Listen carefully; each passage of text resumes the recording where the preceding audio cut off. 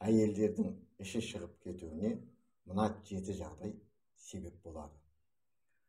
Іштің шығуы әйелдердегі ең басты проблема. Оны жоятын жолдың сан түрін іздейді. Әрқайсысын сынап көреді. Нәтижесіне көзі жетпей жатып, құрбыларын үгіттейді.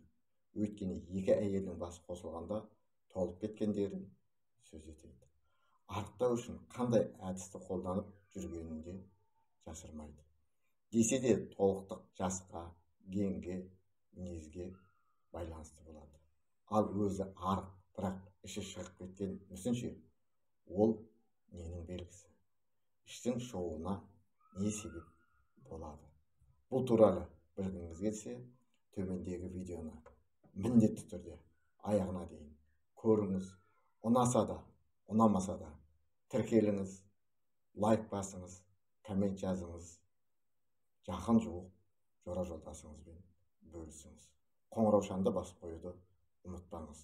Бұдан кейінгі шығатын басқа видеоларды жіберіп алмас үшін. Бұлай жасау арқылы біріншіден қазақ тілді контенттің дамуына үлес қосасыз. Екіншіден ана тіліміз қазақ тілінің дамуына азғантай да болса септігіңізді тигізесіз. Іштің шығуына не себеп?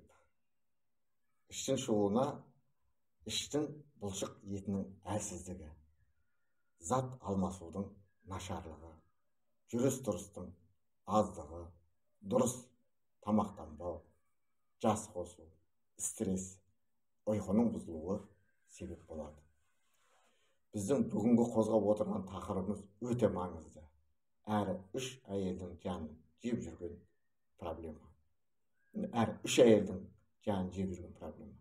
Бірақ ішті кетірудің медициналық та, косметикалық та, диеталық та түрін ұсынбаймыз.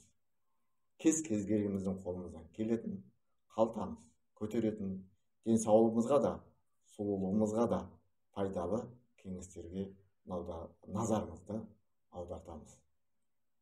Бірінші, іштің бұлшық етінің әлсіздігі. Қарын май жиналатын орын емес. Оның жиналуына бұлшық етінің әлсіздігі, физикалық салмақтың жеткіліксіздігінен ішкі ағзалар төмен түседі. Салдарынан тері созылып, нәтижесінде қарын үлкейеді. Бұл кез келген нәзік жандылар үшін үлкен проблема. Қай жаста да сымбатымыздың сындай болғанын қалайтынымызды жасырмаймыз. Қарынның шығуы асқазан мен ішек жұмысына да кері әсерін тигізеді. Сондықтан да бұл келеңсіз жағдаймен күресудің амалын қарастырамыз. Енді не істеу керек? Бұл бас ауыртар проблеманы шешуі физикалық салмақты көбірек салу керек. Ішке пресс жасайсыз, баяу жүгіресіз, жаяу жүресіз. Мүмкіндік болса, дәріханада сатылатын арнайы корсет киесіз. Екінші, зат алмасудың нашарлауы. Зат алмасу жүйесі эндокриндік және жүйке жүйесінің жұмысына жауапты. Одан бөлек мидың жұмыс істеуіне септігін тигізеді. Егер сіздегі қалқанша безде немесе жүйкеңізде қандай да бір өзгеріс болса, онда дұрыс тамақтанғаныңызда, диета ұстағаныңызда, тіпті жаттығу жасағаныңызда көмектесе алмайды. Аталған ағзаны емдемейінше ішіңіздің кішірмейтініне сенімді болыңыз. Не істеу керек? Егер қалқанша без ауруынан күмәніңіз болса, онда уақыт созбай эндокринолог дәрігердің қабылдауына жазылыңыз. Тіпті невропатолог маманымен де кеңесіп алудың артықтығы болмайды.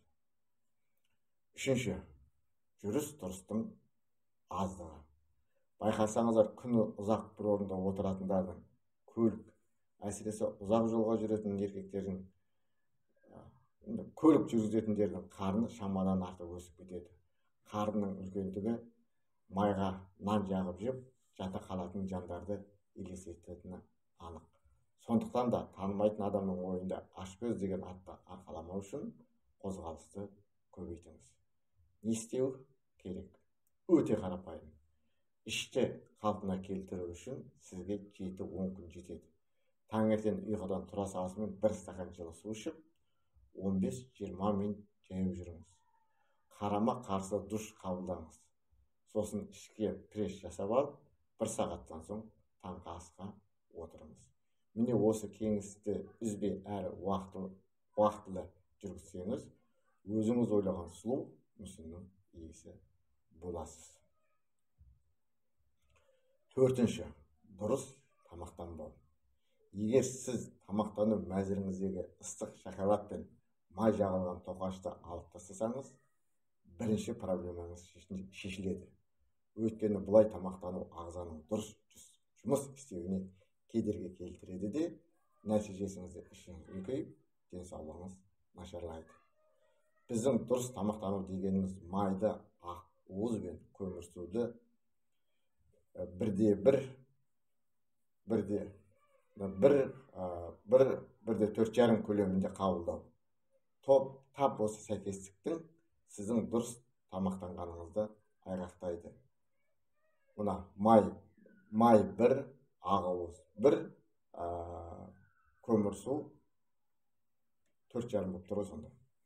Егер сіз күш салып жұмыс істейтін болсаңыз, ақуызды азайтып, есесіне май мен көмірсуды көбейту керек.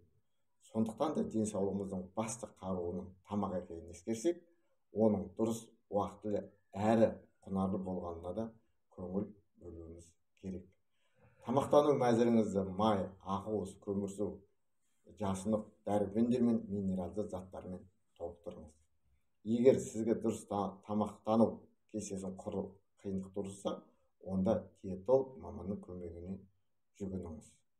Енді бұл жерде тағы бір айтатын нәрсе, тамақ негізі неден тұру керек? 5 түрден тұру керек. Диетолог маман оны сізге айтып бере алады.